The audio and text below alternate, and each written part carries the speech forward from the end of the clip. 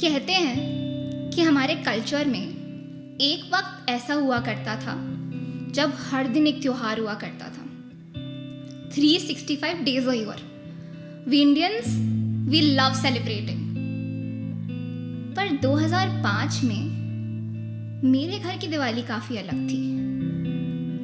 ना ही मिठाइयाँ बनी, ना ही पूजा हुई और ना ही दिए जले। कॉलोनी का हर घर लाइट से सजा हुआ था, पर मेरे घर की दीवारें वो सूनी थी। मैं पापा से बार बार पूछ रही थी कि इस साल हमारे घर कोई रिश्तेदार क्यों नहीं आया, पर वो कोई जवाब ही नहीं देते। बस इसीलिए मैं भी खिड़की पर जा बैठी।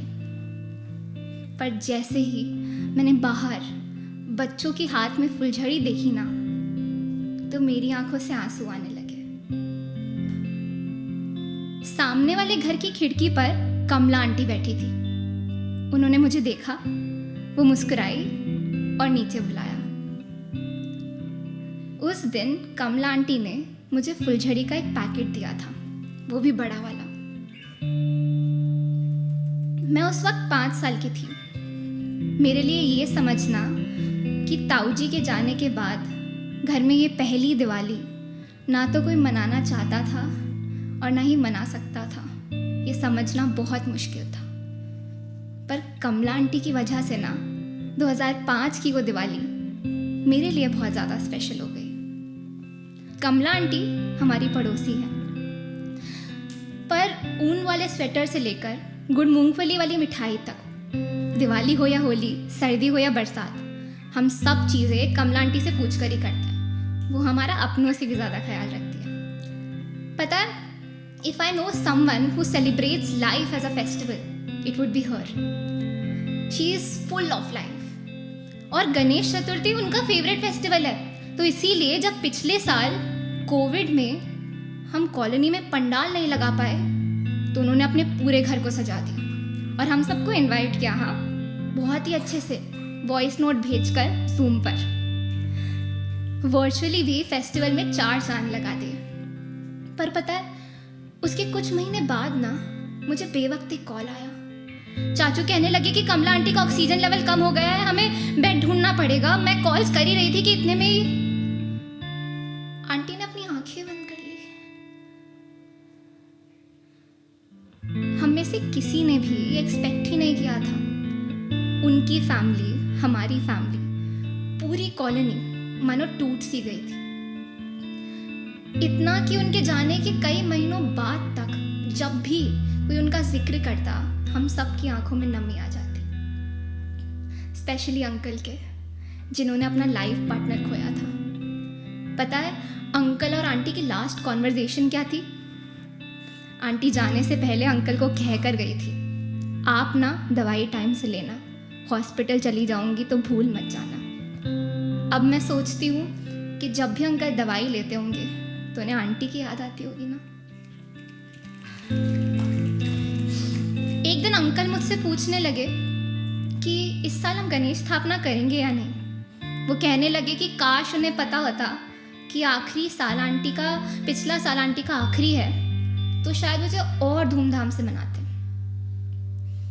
मेरे पास कोई जवाब नहीं था। मैं घर आई और मैंने मम्मी से पूछा कि हम इस साल स्थापना क्यों नहीं कर रहे। तो मम्मी ने कहा कि आंटी के जाने के बाद ये त्योहार किसी का मनाने का मन ही नहीं है। तब मेरे मन में एक सवाल था कि माना आंटी चली गई है, पर क्या अगर पंडाल खाली रहा तो आंटी जहां कहीं भी है उनका वहां मन लगेगा?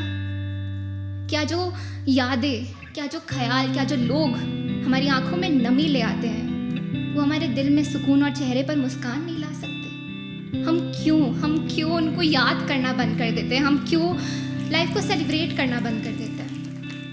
मैंने बहुत ही मुश्किल से ये फेस्टिवल सबको सेलिब्रेट करने के लिए मनाया। Auntie was all about festivals, and I realized that the best way to keep her close was by celebrating this festival and celebrating life. और पता, हमारा कोई हक नहीं बनता, कोई भी हक नहीं बनता वो घर तोड़ने का जो उन्होंने यादों की ईंटों से हमारे दिल में बना रखा है। इस साल हमारे घर पर गणेश चतुर्थी पर लाइट्स लगी, सबने 5 दिन नए कपड़े पहने, मिठाइयाँ भी बनी, रिश्तेदार भी आए। और पता है, एक दिन जब मैंने सामने वाले घर की खिड़की की ओर देखा ना, तो वहां पर कोई बैठा था। आंटी नहीं थी, लेकिलेकिन अंकल थे जो शायद हमारे घर पर हो रही पूजा को देखकर उन्हें याद करने की कोशिश कर रहे थे. Auntie was full of life. You know, death was scary for me. But when in COVID, death felt like a routine. We lost so many people. We grieved for all of them. I realized that the best way to celebrate those who once lived and those who are still loving, by celebrating their memories, by remembering them every day. So if you're scared to remember someone, thinking that you won't be able to deal with the grief and pain, don't hold back, because these people are still with us.